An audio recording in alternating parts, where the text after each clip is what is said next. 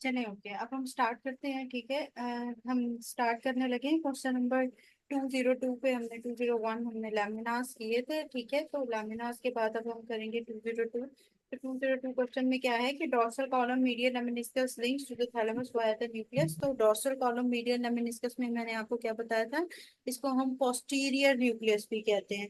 और जो थैलेमस के साथ इसका लिंकेज होता है वो वेंट्रल पोस्टीरियर और लैटरल होता है। ठीक है, वेंट्रल पोस्टीरियर जी होगा। ये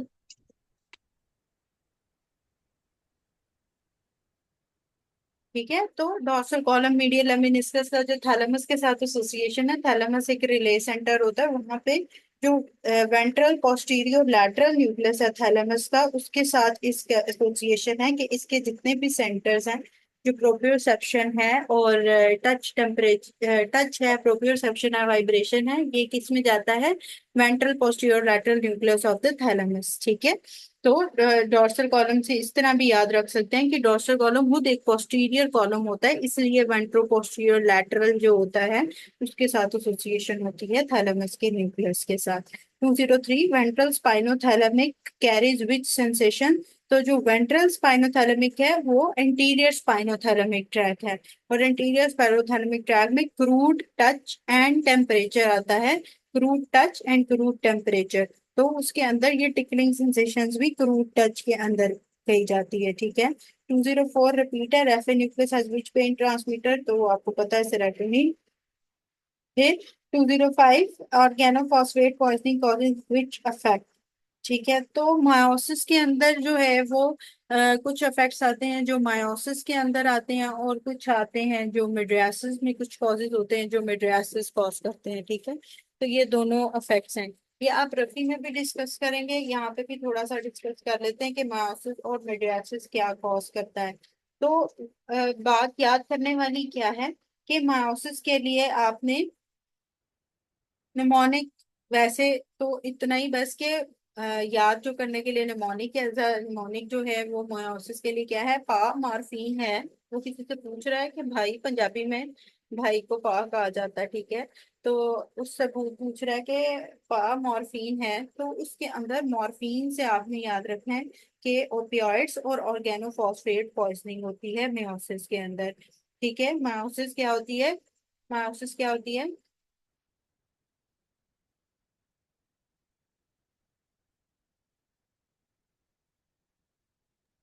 सेक्शन पीपल के बच। प्यूपिल कंस्ट्रिक्ट कर देते हैं जी। तो मायोसिस के अंदर हमारे पास क्या होता है, पा मॉर्फिन है, से क्या याद रखना है, फॉर द मॉर्फिन से याद रखना है कि उसके अंदर हमारे पास ओपियोइड्स मॉर्फिन की वजह से और ऑर्गेनोफॉस्फेट पॉइजनिंग हो सकती है।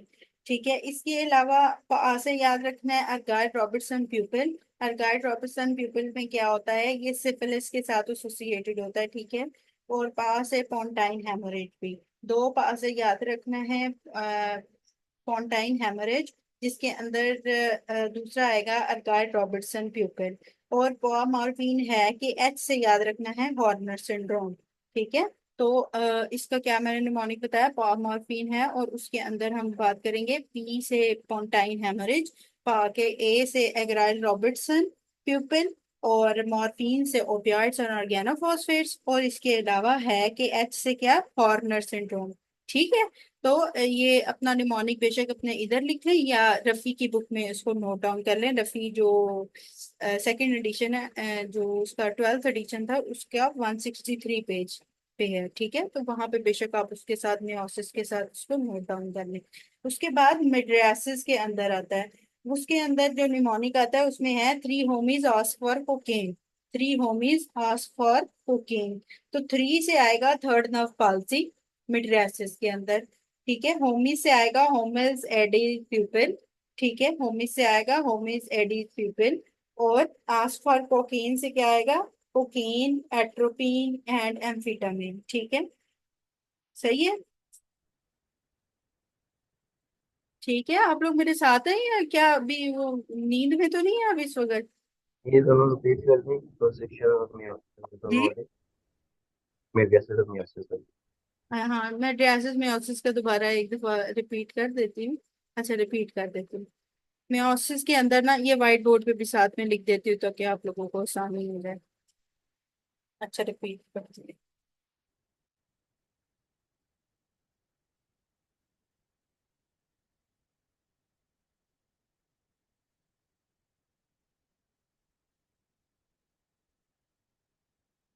अच्छा हाँ, मैं लिख देती हूँ ताकि आसानी हो जाए। अच्छा, जो आपके पास मेयोसिस है, मेयोसिस के अंदर नेमोनिक क्या है? पा मॉर्फिन है। क्वेश्चन कर रहा है वो उससे। ठीक है, तो इसके अंदर पी से क्या होगा? पोंटाइन हेमरेज। ठीक है, पी से क्या होगा? पोंटाइन हेमरेज। ठीक है, और ए से क्या होगा? ए से होगा एग्राइल रॉबर्टसन प्यूपिल, जो सिफिलिस में होती है। ठीक है, पी और ए से याद रखना है पोंटाइन हेमरेज और अर्गाइड रॉबर्टसन प्यूपिल। उसके बाद एम से याद करना है ओपियोइड्स, मॉर्फिन से मॉर्फिन हो जाएगा, ओपियोइड्स और ऑर्गेनोफॉस्फेट्स। ठीक है, ये दोनों याद रखने हैं, ओपियोइड्स और ऑर्गेनोफॉस्फेट्स मॉर्फिन से। है कि एच से याद रखना है हॉर्नर सिंड्रोम। हॉर्नर सिंड्रोम, ठीक है कि एच से क्या याद रखना है? Horner syndrome. तो मायोसिस में क्या हो गया?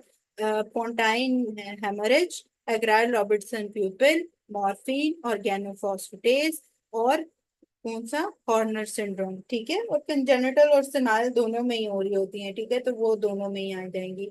फिर उसके बाद हमारे पास आ जाता है मिड्रियासिस। तो मिड्रियासिस के लिए निमोनिक क्या है? Three homies ask for cocaine. ठीक है, three homies ask for cocaine. तो इसके अंदर हमारे पास क्या आएगा? थ्री से क्या आएगा? Third nerve palsy.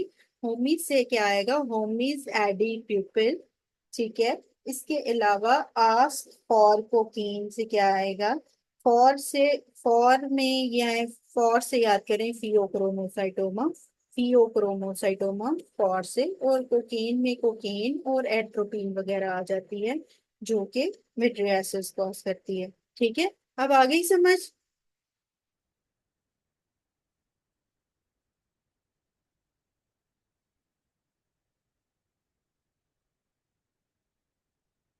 जी, आ गई है समझ?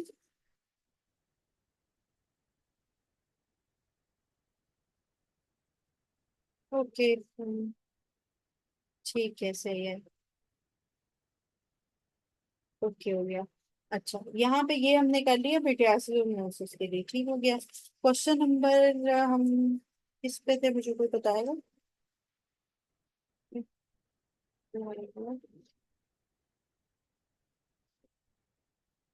आस्क, आस्क से कुछ नहीं था, फॉर से था pheochromocytoma. Holmes Adie pupil, Holmes Adie pupil एक डिजीज है, ठीक है, होमीज एडी प्यूपिल तो वो आता है। एडी प्यूपिल, हाँ, होमीज एडी प्यूपिल। रफी में भी है, 12th एडिशन, पेज नंबर 163, वहां पे बेशक या वैसे अपनी नोटबुक पे नोट डाउन कर ले।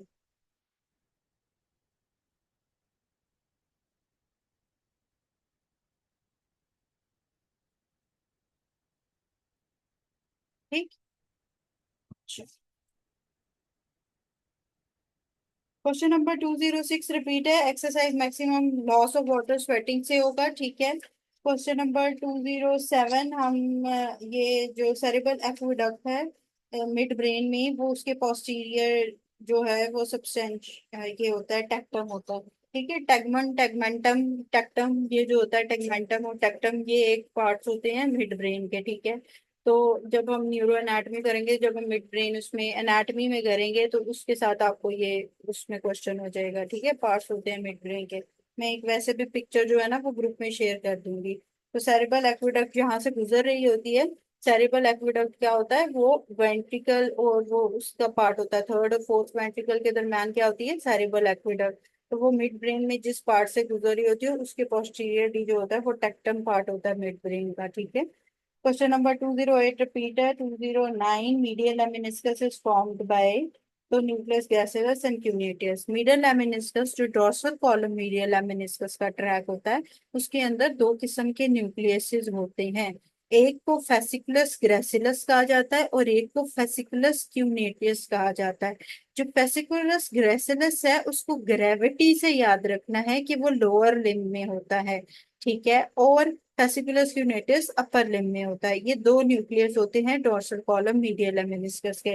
बाज दफा फेसिकुलस ग्रेसिलस और क्यूनेटियस लिखा हुआ आता है, बाज दफा न्यूक्लियस ग्रेसिलस एंड क्यूनेटियस लिखा हुआ आता है, ठीक है।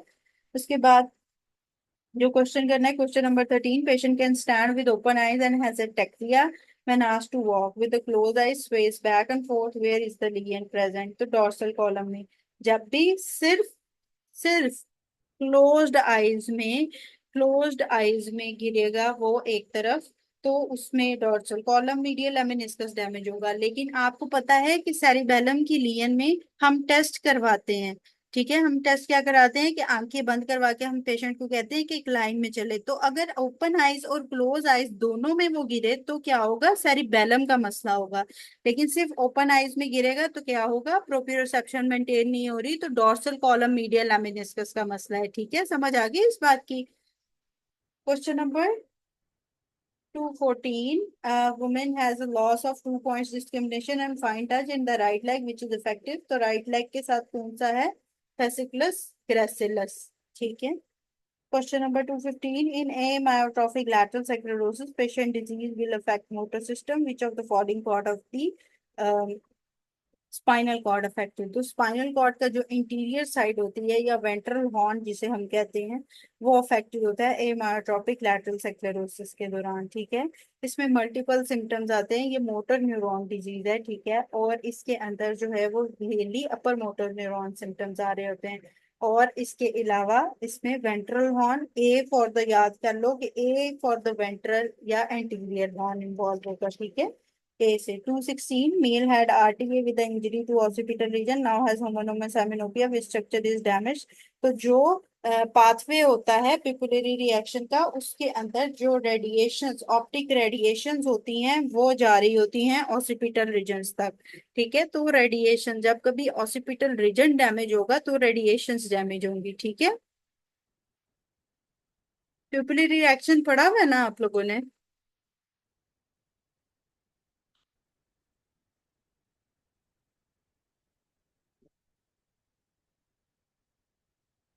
मुझे बीच में लगता है मेरी शायद आप लोगों को आवाज नहीं आ रही। पिपलरी रिएक्शन नहीं पड़ा हुआ? अच्छा चलो ठीक है, वो उसकी भी पिक्चर मैं वैसे ग्रुप में शेयर कर दूंगी, ठीक है। अभी मेरे पास इस वक्त तो मैंने उसकी पिक्चर नहीं ली। आ, वो मैं आपको शेयर कर दूंगी एक ग्रुप रिएक्शन की। तो रेडिएशंस जो होती है ना, जेनिकुलर, जो जेनिक प्लेट बॉडी से जो निकल रही होती है ना, वो ऑप्टिक रेडिएशंस होती हैं जो कि ऑसिपिटल रीजन तक जाके लगती हैं। तो जब भी ऑसिपिटल रीजन का डैमेज होगा तो ऑप्टिक रेडिएशंस डैमेज होंगी, ठीक है। अच्छा, फिर है हमारे पास 217 भी रिपीट है। 221 पे आ जाए, page number 903। A young boy is having the night blindness, his elder brother also having the same problem during the night, which investigation will you perform further to diagnose the night blindness? तो इलेक्ट्रोरेटिनोग्राम, ठीक है। तो retina का जब भी problem होता है तो इसी तरह पेशेंट्स में रेटिना की प्रॉब्लम की वजह से नाइट ब्लाइंडनेस आ रही होती है, ठीक है। तो इसलिए रेटिना नाइट ब्लाइंडनेस के लिए हमें क्या करना पड़ता है, इलेक्ट्रोरेटिनोग्राम करना पड़ता है, ठीक है। Question number 223, person was frustrated and disappointed after argument with the boss, what waves are seen in EEG? तो थीटा वेव प्रेजेंट होती है स्ट्रेस कंडीशन में या आर्ग्यूमेंट में। आर्ग्यूमेंट में थीटा वेव्स रिलीज होती हैं, उसकी लड़ाई हो गई है किसी से, थीटा वेव्स रिलीज होंगी, ठीक है। और अगर वैसे स्ट्रेस कंडीशन है इसी इसी तरह की कि डिसअपॉइंटेड सी है या स्ट्रेस कंडीशन है आफ्टर द आर्गुमेंट या लड़ाई के बाद, तो उसमें थीटा वेव्स होंगी, ठीक है। इसके अलावा थीटा वेव्स हमने कहाँ पढ़ी थी, किसमें थीटा वेव्स होती हैं?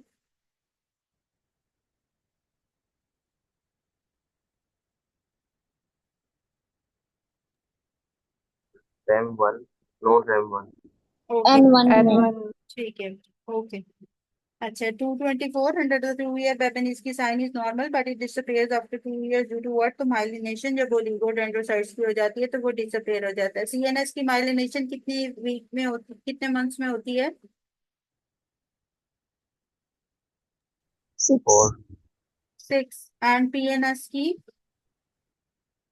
Four. Okay, fine. Question number 225. A young boy faced RTO. He was rushed to emergency department. He was irritated and upset but was opening eyes and localizing pain, looking toward the stimulus site. His words were incomprehensible. How would you calculate his class for coma state?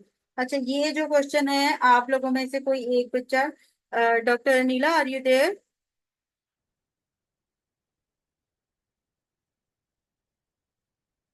Doctor Anila?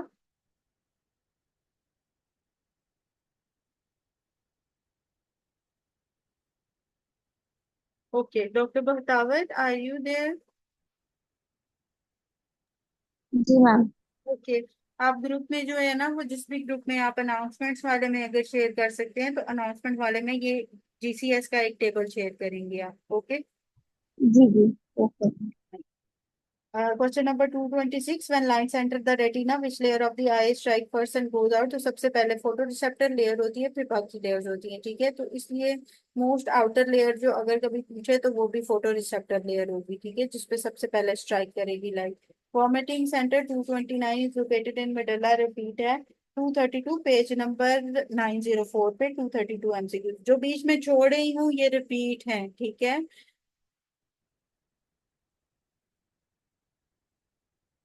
ठीक है। 232 constant blood flow is present in what. तो brain में constant blood flow होता है। 233 infants brain EEG finding will be what. तो infants में जो है वो डेल्टा वेव्स होती हैं, ठीक है। बच्चों के अंदर जो है वो डेल्टा वेव्स होती हैं, ठीक है। 234 रिपीट है। 235 efferent taste pathway from the tongue relay at what. तो जो टंग के जो रिसेप्टर्स होते हैं, याद रखना, टेस्ट के रिसेप्टर्स टेस्ट के उस न्यूक्लियस पे होंगे, ट्रैक्टस सॉलिटेरस, ठीक है। टेस्ट के रिसेप्टर्स ट्रैक्टस सॉलिटेरस पे होंगे और वो थैलेमस का रिले सेंटर है, ठीक है। Question number 236। In slow wave sleep which is correct. तो स्लो वेव में पता है आप लोगों को longer duration than REM sleep होती है, नॉन रेम की लॉन्गर ड्यूरेशन होती है। फिर 237 so test is carried by which receptor. तो ग्लूटामेट, ठीक है। ये कैसे याद रखना है, जब भी कोई खट्टी चीज आप खाते हैं तो आप लोगों को एकदम बक्कल में कोजा पे लगती है ना, तो गालों पे जो लगेगी खट्टी चीज खाने से, तो उससे क्या होगा कि खट्टी चीज खाने से कौन सा, गालों के जी से ग्लूटामेट। तो सोर, जब भी आपने सोर टेस्ट लेना है तो वो आपका ग्लूटामेट रिसेप्टर होगा, ठीक है। उसके बाद 239 EEG synchronization is called by locus ceruleus. तो ईईजी सिंक्रोनाइजेशन जो होती है वो लोकस सेलुलस सिंक्रोनाइजेशन का मतलब कि एक ही लेवल्स की सारी जो है वो वेव्स आ रही होती हैं। तो ये लोकस सेलुलस जो कि रेम स्लीप के अंदर हो रहा होता है उसमें हो रहा होता है, ठीक है। नॉन रेम स्लीप में ये नहीं होता, ठीक है। उसमें डीप वेव्स आ रही होती हैं और उसमें अनसिंक्रोनाइज्ड भी बाज दफा आते हैं, ठीक है। 240 REM sleep is related to what. तो ये कोलिनर्जिक है, ये रिपीट है। 241 रिपीट है। 242 भी रिपीट है। Infants 243 infants brain EEG finding will be delta waves, repeat है। 244 negative stress reflex is by what. तो स्ट्रेस रिफ्लेक्स किससे, या inverse stress reflex is by the Golgi tendon, ठीक है। 245 blood flow to the brain is remain unchange throughout. तो इसीलिए constant blood flow is present in the brain, ठीक है। उसके बाद क्वेश्चन जो करना है,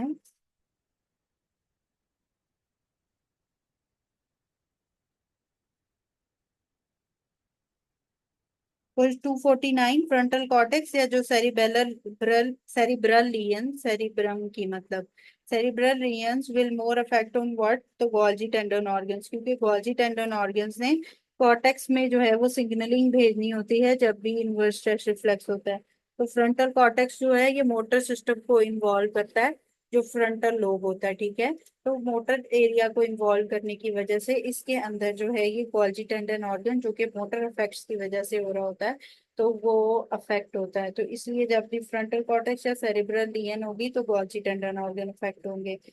अम, उसके बाद है 246 fibre for pain and pressure. ये तो हम कर चुके हैं ना। बीटा, ए बीटा था, ए बीटा मैंने कहा था कि कभी ऑप्शन में ना आए तो फिर बीटा की तरफ चले जाते हैं। ये तो रिपीट है। तो पेन और प्रेशर के फाइबर्स ए बीटा होते हैं, अगर ए बीटा ना हो तो फिर बीटा फाइबर्स लगाएंगे हम। ठीक है, समझ आ गई। 251 long term control and hemostasis in cold after few months in by which mechanism. तो याद रखना है ये ब्राउन फैट, ये रिपीट है। 252 LP of the normal patient done what will be the finding of CSF to differentiate to the plasma. तो low glucose, ये repeat है। ठीक है। अच्छा, उसके बाद जो 262 MCQs है पेज नंबर 906 पे। समझ आ रही है आप लोगों को? ज्यादा बोर तो नहीं हो रहे हो? यस मैम, समझ रहा हूँ। ठीक है, ओके ओके ओके। बस ये थोड़ा सा ही है। ठीक है फाइन, बस ये थोड़े से ही है क्योंकि ये मल्टीपल टाइम ये रिपीट ही है। हाँ, ये आज खत्म खत्म ही होगा क्योंकि ये रिपीट है। 262 MCQs। Climber at high altitude experience hypothermia on returning to base camp adopts to cold weather by heat generation due to which of the following। तो क्या कह रहा है कि हाई एल्टीट्यूड पे गया, एक्सपीरियंस क्या किया, हाइपोथर्मिया, और returning to the base camp adopt क्या किया, कोल्ड वेदर को। लेकिन क्या किया, अडॉप्ट तो किया कोल्ड वेदर को लेकिन हीट जनरेशन की। ठीक है, कोल्ड वेदर था उसके लिए अडॉप्ट करने के लिए हीट जनरेशन की।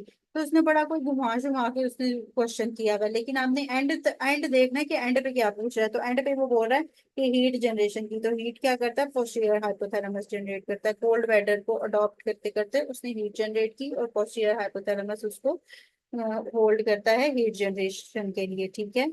Question number 263, Babinski is negative, usually seen after 2 years. 264, anti-gravity muscles will stabilize you when you stand are controlled by the spinal cord। अच्छा, ये आप दो चीजें यहाँ पे याद कर लेनी है। एक होते हैं एंटी ग्रेविटी मसल्स और एक होते हैं ग्रेविटी मसल। दो किस्म के हैं। ठीक है, एक एंटी ग्रेविटी और एक हो गया ग्रेविटी। ठीक है, जो कि एंटी ग्रेविटी हैं ये होते हैं कुछ ट्रैक्स मैंने आपको पहले थोड़े से बता दिए हैं। जो हमने असेंडिंग और डिसेंडिंग ट्रैक्स पढ़े हैं वो अलग हैं। एक होते हैं एक्स्ट्रा पायरामिडल ट्रैक्स। ठीक है, जो असेंडिंग और डिसेंडिंग ट्रैक्स होते हैं वो हमारे मेडल्ला से पास करते हैं। मेडल्ला के अंदर पायरामिड्स होते हैं जिसके अंदर से ट्रैक्स पास कर रहे होते हैं। ठीक है, जो कि मेनली जो डिसेंडिंग ट्रैक्स होते हैं वहां पे डिकसेट भी करते हैं पायरामिड्स पे, मेडल्ला के पॉइंट पे। कुछ होते हैं एक्स्ट्रा पायरामिडल ट्रैक्स, उस पायरामिड से बाहर की तरफ एक्स्ट्रा पायरामिडल। तो वो जो ट्रैक्स होते हैं उनके अंदर एंटी ग्रेविटी और ग्रेविटी ट्रैक्स आते हैं। ठीक है, उसके अंदर वेस्टिबुलो स्पाइनल ट्रैक आ जाता है जो कि एंटी ग्रेविटी ट्रैक होता है। ठीक है, एंटी ग्रेविटी ट्रैक कौन सा होता है, वेस्टिबुलो स्पाइनल ट्रैक। और ये मेनली जो है वो लोअर लिम्ब की तरफ आ रहा होता है उसके अफेक्ट में। तो ये याद रखना है कि जो ये vestibulo spinal tract anti gravity tract है ये एक्स्ट्रा पैरामिडल ट्रैक्स हैं और ये स्पाइनल कॉर्ड के साथ इनका एसोसिएशन होता है, ये वहां से पास करते हैं। ठीक है, तो अगर एंटी ग्रेविटी मसल्स की बात करें उनको होल्ड क्या करते हैं, ये एक्स्ट्रा पैरामिडल ट्रैक्स होल्ड करते हैं जिनका स्पाइनल कॉर्ड के थ्रू मूवमेंट होती है। ठीक है, और ये पैरामिड्स में डिकसेट नहीं करते। 267 MCQs। A patient is unable to perform rapid movement of the hand, pass pointing, finger nose test। तो ये क्या शो कर रहा है, डिस्टेडोकाइनेसिया। जो सेरिबेलम में हम करते हैं ना, फिंगर नोज टेस्ट करते हैं, डिस्टेडोकाइनेसिया जो होता है वो करते हैं। ठीक है, और पास पॉइंटिंग हो जाती है बाज दफा। ठीक है, ये जो टेस्ट हैं ये सारे सेरिबेलम के हैं। ठीक है, उसके बाद 269, a patient want to avoid bitter taste of medicine tablets, what we will tell him। तो posterior part of the tongue पे नहीं टच करना, posterior part पे क्या होता है, bitter taste होता है। ठीक है, आगे sweet and salty होता है, sour होता है। ठीक है, फिर साइडों पे sour ज्यादा होता है और पीछे की तरफ bitter taste होता है। तो इसलिए याद रखना है कि जब भी bitter taste की बात करें तो posterior ग्रेविटी मसल्स का। अच्छा, ग्रेविटी मसल्स का बच्चे ये है कि उसके अंदर हमारे दो ट्रैक्स हैं एक्स्ट्रा पैरामिडल ट्रैक्स के नाम से। ठीक है, जो कि पायरामिड में डिकसेट नहीं होते। जो हमारे मोटर ट्रैक्स हैं जिसे कॉर्टिको स्पाइनल ट्रैक कहते हैं और वो डिसेंडिंग ट्रैक्स आप पढ़ेंगे। जो डिसेंडिंग ट्रैक्स होते हैं कॉर्टिको स्पाइनल ट्रैक वो पायरामिड में जो मेडुल्ला का एक पार्ट है पायरामिड वहां पे डिकसेट करते हैं। ठीक है, वहां पे वो होते हैं। लेकिन जो एक्स्ट्रा पायरामिडल ट्रैक्स हैं they are the gravity and anti gravity tracts. ठीक है, तो उसके अंदर जो एंटी ग्रेविटी ट्रैक है उसको वेस्टिबुलो स्पाइनल ट्रैक कहा जाता है। ठीक है, एंटी ग्रेविटी ट्रैक को क्या कहा जाता है, वेस्टिबुलो स्पाइनल ट्रैक। तो वो वाले जो एक्स्ट्रा पैरामिडल ट्रैक्स हैं उनका जो पाथवे है वो स्पाइनल कॉर्ड के थ्रू है, वो स्पाइनल कॉर्ड के थ्रू उनके जो है वो पास आउट करते हैं। ठीक है, तो ये याद रखना है, कभी भी अगर पोस्टर मेंटेनेंस की बात करें और एंटी ग्रेविटी मसल्स की बात करें तो उसके अंदर हमारे पास ये दो चीजें हैं।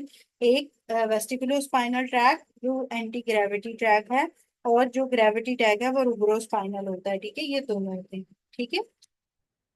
अच्छा, अब क्वेश्चन नंबर जो है वो है 271। Blood brain barrier is formed by what? तो एंडोथेलियम, कैपिलरी एंडोथेलियम जो है वो ब्लड ब्रेन बैरियर कॉज करेगी। 908 पेज पे question number 277। Old age patient complains of difficulty in reading near things and accommodation issue, what is the cause? तो loss of curvature. ठीक है, curvature जो है वो लॉस हो जाएगा, लेंस का कर्वेचर। लेंस का कर्वेचर जब लॉस होगा तो अकोमोडेशन नहीं हो पाएगी, क्योंकि सिलरी मसल्स के कॉन्स्ट्रिक्शन की वजह से अकोमोडेशन होती है। तो कर्वेचर अगर लॉस हो गया, अकोमोडेशन नहीं होगी, तो नियर विजन डैमेज हो जाएगी। Question number 278। olfactory neuron is the rapid adopting and which is the only nerve that don't have the relay center in thalamus? Optic. नहीं, the nerve that don't have a relay center in thalamus. olfactory। Olfactory, the nerve which transfers its afferent fibers to the brain for its action. Optic. Optic. Fine. ठीक हो गया। Question number 281। olfactory receptors जो हैं first second में 10% होते हैं, इसीलिए ये रैपिड अडॉप्टिंग होते हैं। Question number 282। cranial and spinal nerves both supply what motor supply to the muscle? Question number 284। olfactory sensation via second order neuron relates to what? तो olfactory की किधर जाती है? cerebral cortex में, not into the thalamus. Okay. Question number 285. Patient had road traffic accident and had injury to the spine and developed quadriplegia. His respiration and BP normal. 3 months he came with the blood pressure that fluctuates and raises his high 180 to 110, and told that BP gets lowered when lower abdomen and bladder area, when lower abdomen and bladder area is massaged and after passing urine. What is the cause of increased BP? To increase sensitivity to catecholamines because of upregulation of alpha receptors. तो इसमें ये होता है कि जब उसको damage हुआ, road side traffic accidents हुए, तो उसके बाद क्या हुआ कि स्पाइन दी इंजरी हुई। स्पाइन दी इंजरी के बाद जो है वो अल्फा रिसेप्टर्स की जो अप रेगुलेशन है, एक तो बहुत ज्यादा होगी, दूसरा वो जो मसाज कर रहे हैं लोअर एब्डोमेन में, या फिर उसको कह लो कि ब्लैडर एरिया का जो मसाज कर रहे हैं, उसकी वजह से ब्लड फ्लो को उसको रोटेट करते हैं, जिसकी वजह से कैटाकोलामीन्स वगैरह भी जो न्यूरो हैं जो रिलीज हो रहे हैं वो भी अफेक्ट हो गए। तो जब मसाज किया तो सेंसिटिविटी टू द कैटाकोलामिन्स, मतलब के न्यूरो के रिलीज भी ज्यादा हो गया। एड्रेनल मेडुला भी उधर से रिलीज ज्यादा करेगा जब ब्लैडर का मसाज कर रहे हैं, तो उसकी वजह से जो है ये सारा इफेक्ट आएगा। तो इसमें ज्यादा ज्यादा एमसीक्यू बार बार अगर ये वाला आता है तो इसी तरह यही सेम रेपिटेशन आती है। ठीक है, तो इसके अंदर कोई ज्यादा इतनी कोई बात नहीं है। इसमें स्पाइनल कॉर्ड डैमेज होने की वजह से अल्फा रिसेप्टर्स की अप रेगुलेशन हुई है, और कैटाकोलामीन्स उसकी वजह से उनकी सेंसिटिविटी भी बढ़ गई है। अगर वो ब्लैडर का मसाज करेंगे तो कैटाकोलामीन्स जब बढ़ेंगे तो उसकी वजह से बीपी उसका जो है वो ज्यादा रहेगा। ठीक है, तो वो फ्लक्चुएट करता रहेगा। क्वेश्चन नंबर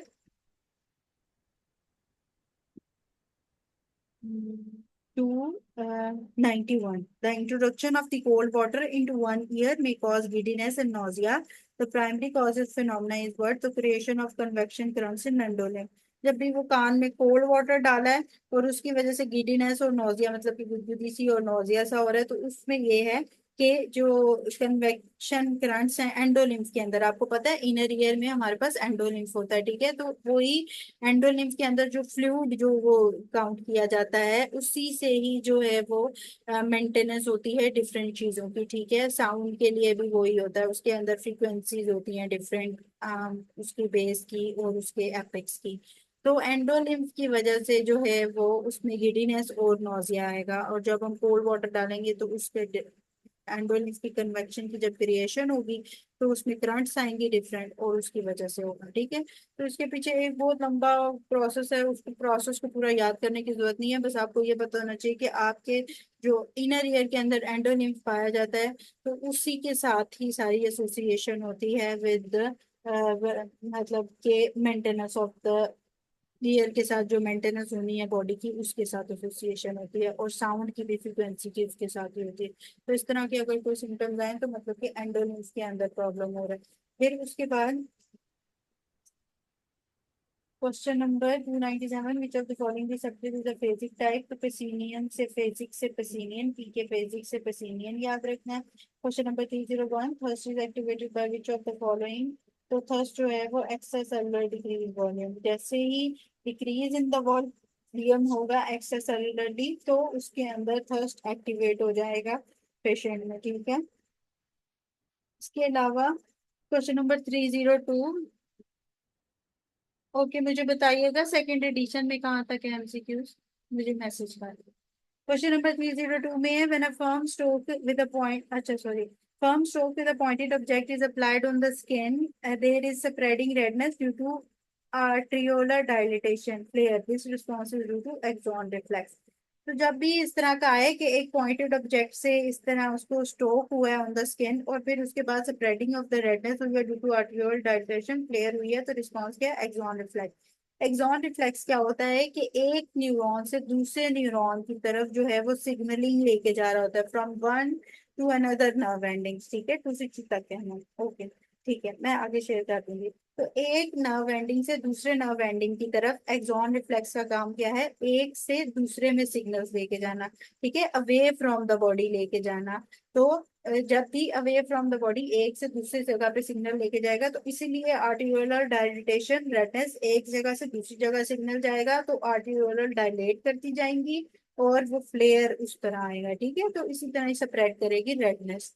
ठीक है, समझ आ गई इस बात की कि एक एग्जॉन से दूसरे एग्जॉन में सिग्नलिंग जाएंगे, आर्ट्रियोल जो है वो सिग्नलिंग वहां पे जाएगी, इलेक्ट्रोलाइट्स जो है वो रिसेप्टर्स पे जाके अटैच होंगे और उसके बाद जो है वो डायलिटेशन होगी, और इसी तरह spreading of the dilatation and spreading of the redness हो जाएगी। क्वेश्चन नंबर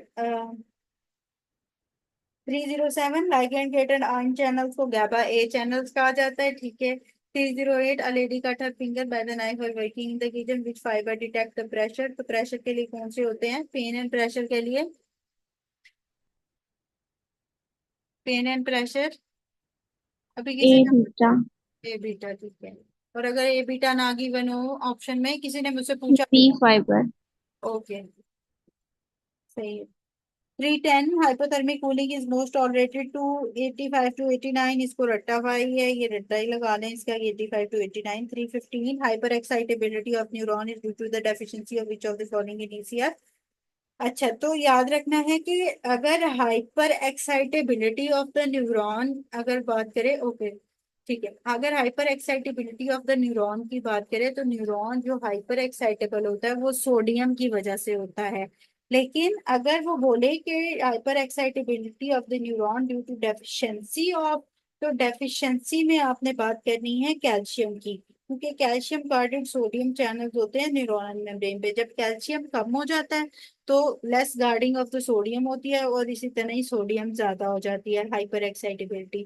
तो एमसीक्यूज बड़े गौर से पढ़ना है, अगर वो पूछे कि hyper excitability of neuron is due to, then it's is sodium. लेकिन hyper excitability of neuron is due to decrease in which, तो फिर कैल्शियम। ठीक है, समझ आ गई इस बात की?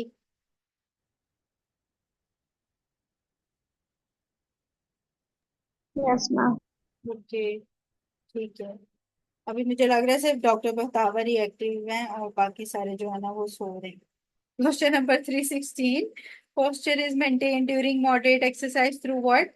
तो पोस्चर प्रोप्रियोसेप्शन मेंटेन करती है और DCML. 317, a person saw lion, what will happen? तो सिंपैथेटो एड्रेनल एक्टिवेशन होगी, रन फाइट एंड फ्लाइट की। ए बीटा में प्रेशर एंड, नहीं प्रेशर एंड टच तो नहीं था ना, प्रेशर एंड पेन के साथ था। पेन अगर टच भी, अगर कभी बाज दफा ऐसा होता है कि सीपीएसपी के एमसीक्यूज भी और ये बाज दफा की में भी, जैसे कोई कुछ बता रहा होता है, बाज दफा की चेंज कर देते हैं, ठीक है। लेकिन आपने याद रखना है जो प्रेशर के साथ की एसोसिएशन है वो इसी तरह ही है, ठीक है। पेन और प्रेशर की आएगी, प्रेशर और टच की आएगी, मतलब पेन प्रेशर की बात तो लाजमी करेंगे, ठीक है। ये बात याद रखें, प्रेशर की बात लाजमी होगी। ये बीटा के अंदर अगर रफी की बात करें तो रफी में टच एंड प्रेशर आ जाता है, ठीक है। तो वो pain and pressure, touch and pressure की बात प्रेशर के साथ एसोसिएट। क्वेश्चन नंबर 317, लाइन देखा तो सिंपैथेटिक एड्रेनल, ठीक है, फाइट एंड